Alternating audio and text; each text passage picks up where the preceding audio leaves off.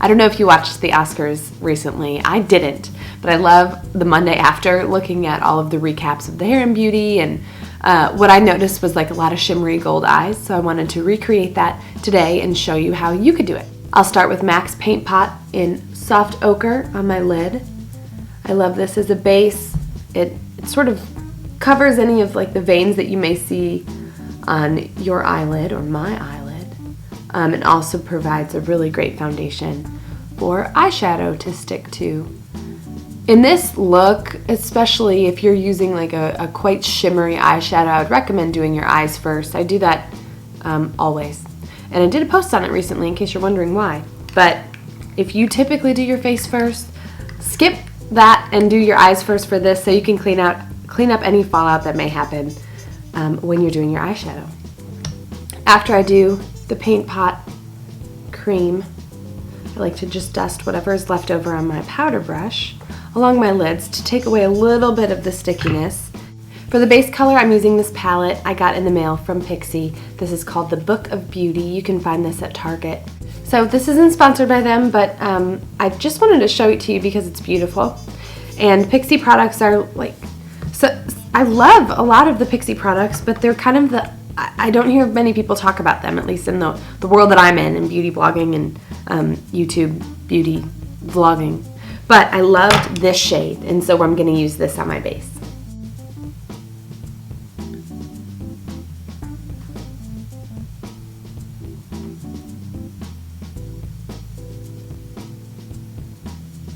For a little depth in the crease color, I'm going to mix this dark brown and this dark brown, and then I'll go back over it with this shade to add just a bit more gold.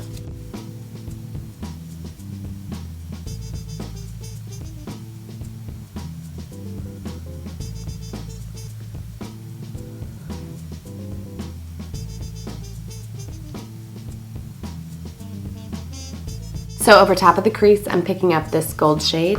I'm just going to dust this across the entire lid. This will soften the contrast between that base color and the crease shade I just put on and add a bit more gold.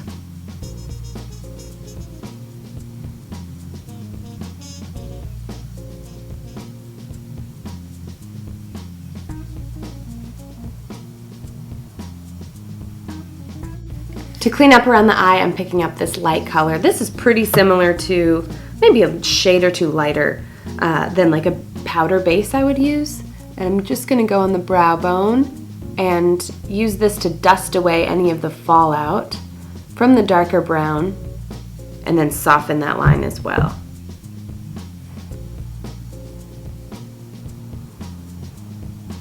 For liner, I'm going to go really thin and minimal because I want a lot of lashes. So from the CoverGirl True Nudes palette, I'm going to dampen the end of my angled brush and then pick up some of the darkest shade.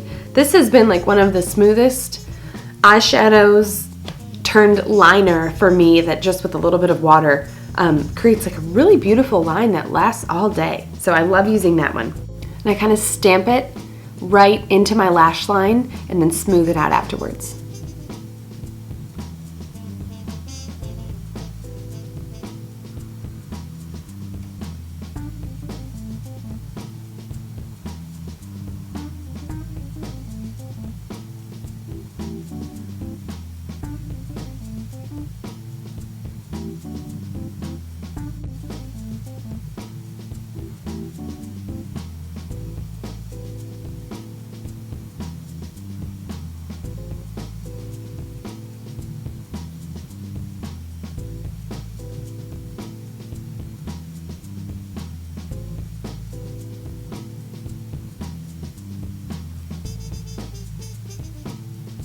I'll use my favorite Shu Umeira lash curler to curl the lashes, and then Benefit's roller lash, and then Cherry Bloom's fiber lashes.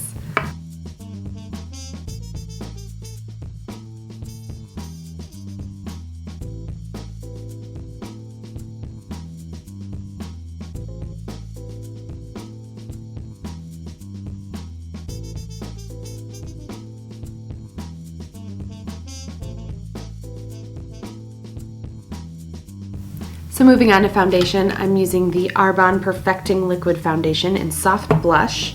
And then the Real Techniques Expert Face Brush. I'm gonna dot this on and then just buff it in.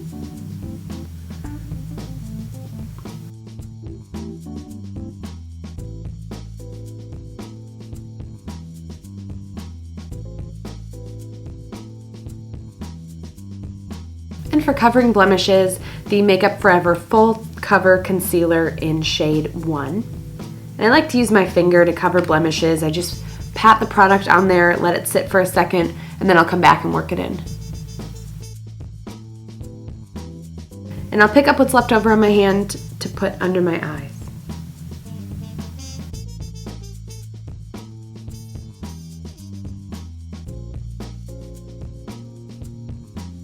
For eyebrows, I'm using the Hourglass Arch Eyebrow Pencil in Platinum Blonde, and I'm going to establish the shape, fill it in a little bit, and then I'll show you how to use an angled brush with a bit of eyeshadow or brow color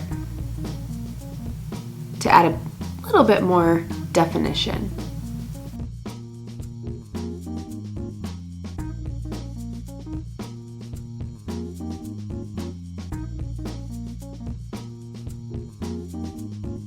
This contour color from Sephora, it's called Tranquil, has been like one of the most versatile products I've used in a long time.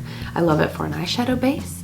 I love it for a crease color. I like it for eyeliner, like on my lower lash line, and it's good for eyebrows. So I'm using a little Sonia Kashuk angled brush, and I'm just gonna pick up a bit of this color and do just what I did with that eyebrow pencil, but the powder will create a little bit fuller of a look for me.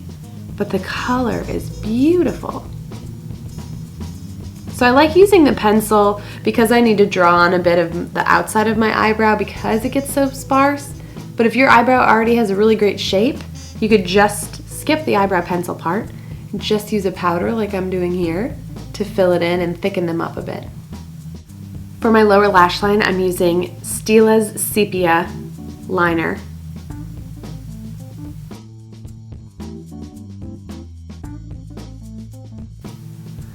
And because it's a pretty light liner, I'm going bold with the line. Since it isn't going to be a harsh line, it's more of a soft shadowing effect. And you can go a little bit bolder than you would naturally think with a really light liner.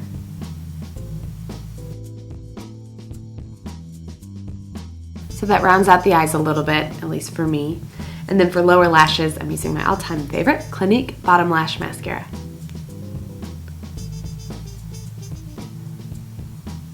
To add a bit of contour, I'm using Mascara's contour color in Ash, and then one of Mascara's brushes. I'm going to use this end.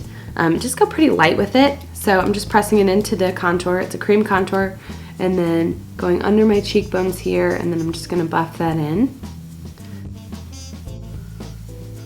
And then for blush, I'm using Tarte's Exposed. So this is a really deep blush, but I thought it would pair well with like the gold look to the whole thing. So I'm just using a bit of that on sort of the bottom half of my cheeks, and then I'll go in with highlighter for the top half. For highlighter, I'm using the Strobe Lighting Powder by Hourglass. This is the Brilliant, and it is gorgeous. It is not subtle. It is definitely a nice, bright highlighter, but it's great if you went kind of neutral, I feel like, on the rest of your face because it adds a bit of glow without adding any color. To keep the look kind of just golden without a ton of color from a blush or lipstick, I'm picking a nude lipstick. This is MAC's Cream Cup.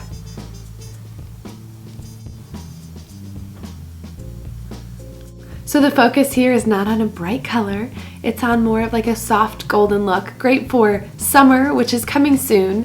And I wanted to show you a couple other products that I've been using and loving, so I hope you enjoyed this makeup tutorial. If you want to see any others, you can find those on my YouTube channel or on my blog, smallthingsblog.com.